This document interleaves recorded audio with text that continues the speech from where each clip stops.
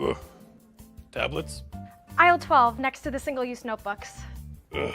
Wait, give this a try.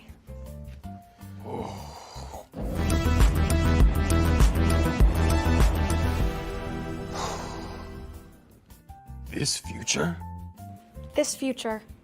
Future good. Rocketbook, reusable notebooks from the future.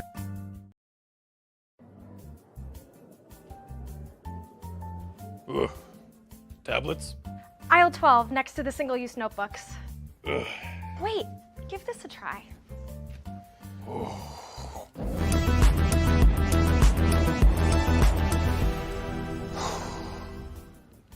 This future? This future.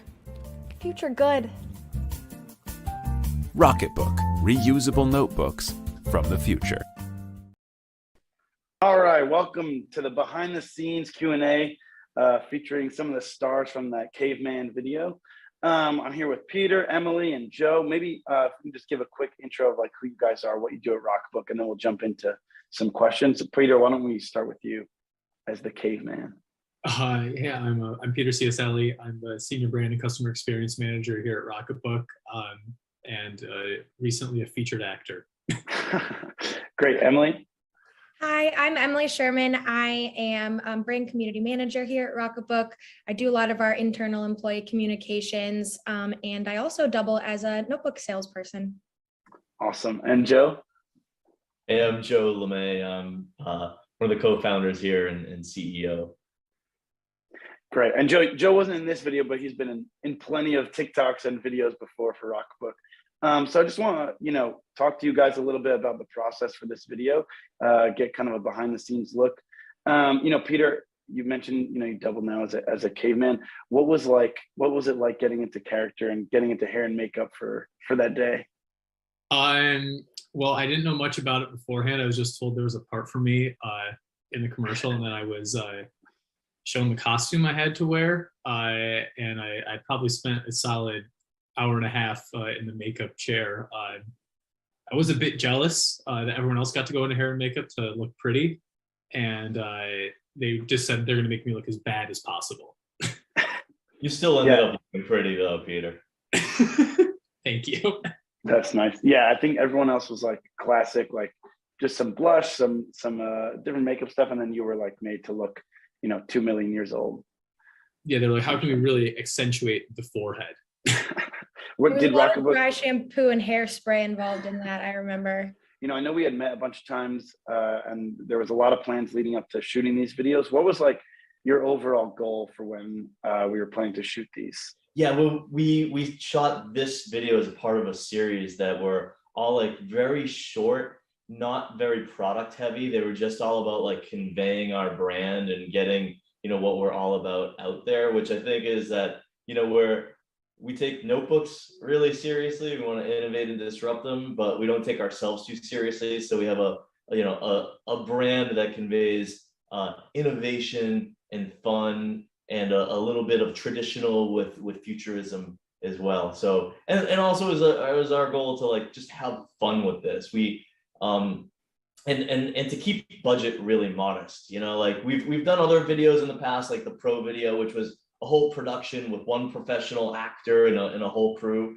Like what you're seeing in this video, that notebook aisle, we just set that up in our office and we made our notebook, and then all the stars, all the movie stars here are our employees who have real day jobs as well, which just made it like really, really fun. And that's kind of true to our style right from the beginning. Was we started making videos just ourselves, so very DIY and authentic vibe that we wanted to convey.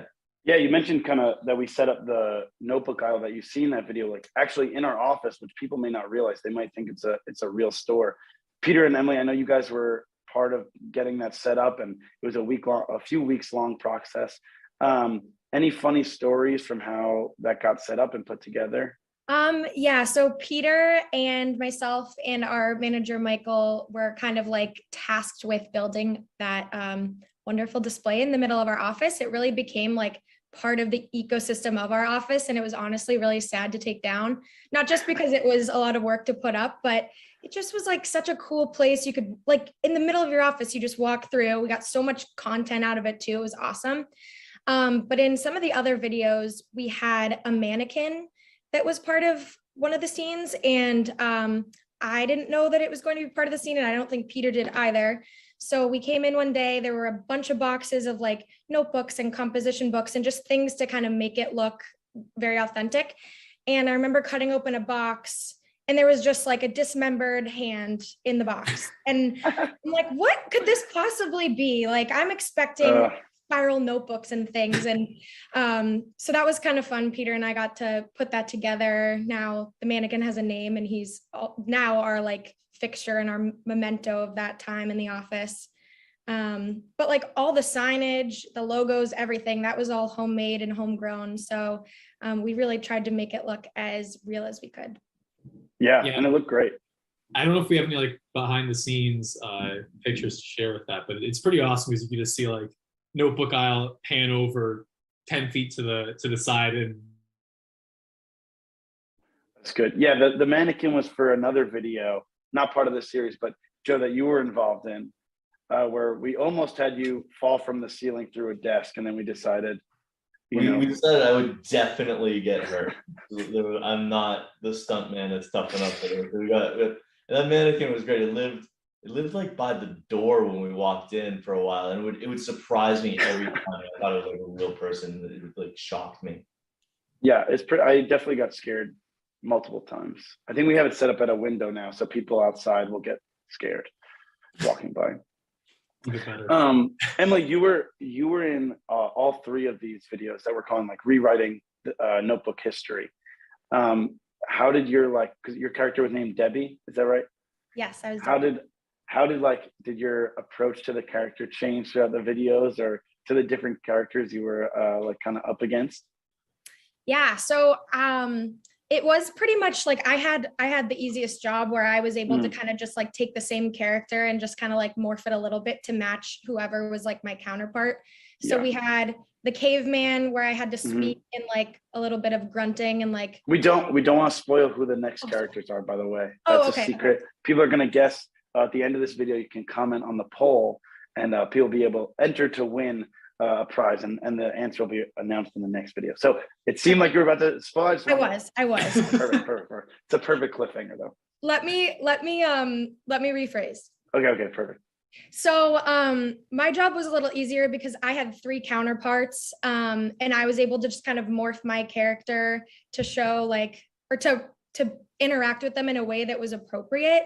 But it was so fun. We kind of all like collaborated on different lines and kind of what would make sense. And we as like Rocketbook employees worked with the production company to like just have some like funny one-liners and just things that kind of made sense in that context. But each person I was across from was so different and just so fun. And it was actually like really hard to keep a straight face sometimes. Yeah, it was so amazing. It was so fun. Yeah, I created a very complex backstory for my character as to why he was in the notebook aisle and what he needed, but they had me stick to mostly grunts instead. So just some creative differences. Yeah, I'm sorry to hear that. Yeah, I remember there was a lot of tension between you two. What can we get like a grunt, Peter? Just, I think the fans are clamoring to hear you. I don't know if I have it in me right now. You need time to get into character. That's to get into character. The costumes are really, really part of how you channel the authentic grunt. That's true. I don't want to give them. We don't have that much. Yeah, we don't have that much time. Any other fun stories or anything else you remember from that day or the days leading up to it that you guys can share? I guess like I've never been in a commercial or anything before, and just not knowing like everything that goes into it.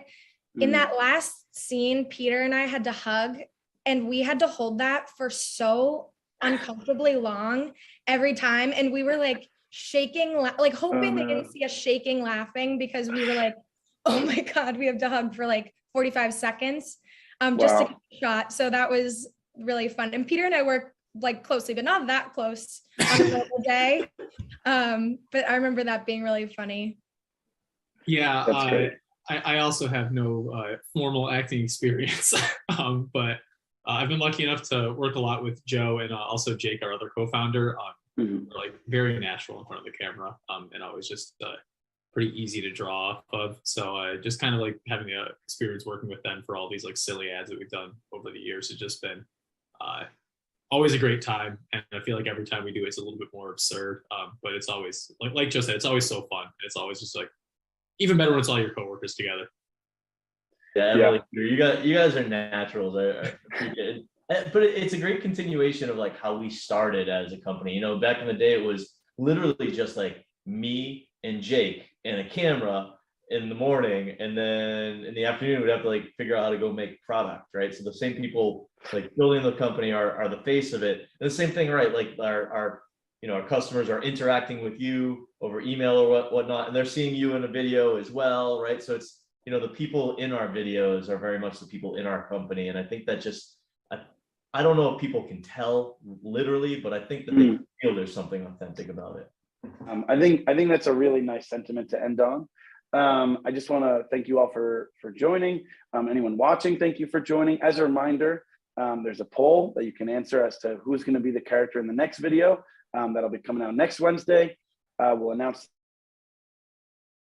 multi-subject notebook. So make sure you answer your poll and tune in next week to next week's video to see if you won.